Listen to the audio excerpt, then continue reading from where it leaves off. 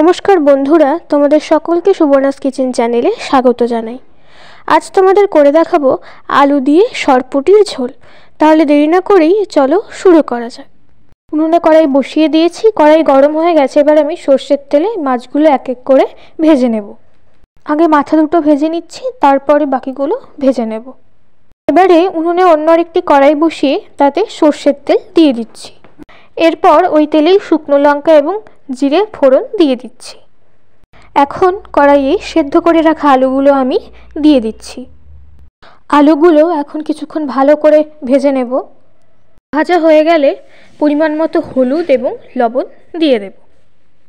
এবারে সব কিছু ভালো করে মিশিয়ে নিয়ে খানিকক্ষণ ভাজতে থাকব।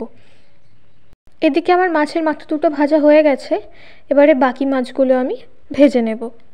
এবারে কয়েকটি কাঁচা লঙ্কা এবং কিছুটা জিরে আমি বেটে নেব। এখন বাটা মশলাটি আমি কড়াইয়ে দিয়ে দিচ্ছি। আর কিছুক্ষণ ভাজা ভাজা হয়ে এলে এতে আমি পরিমাণ মতো জল দিয়ে দেব। এখন খুন্তি দিয়ে ভালো করে একবার নেড়ে নিয়ে ভাজা মাছগুলো এতে আমি এক এক করে দিয়ে দেব। এরপর কিছুক্ষণ ঝোল ফুটে গেলেই ঝোল আমি নামিয়ে নেব। আর আমার রান্না রেডি। যেহেতু এটা জ্যান্ত সরপুঁটি, তাই আমি এতে গরম মশলা দিলাম না, কারণ তাজা মাছ সবসময় গরম মশলা ছাড়াই বেশি ভালো লাগে।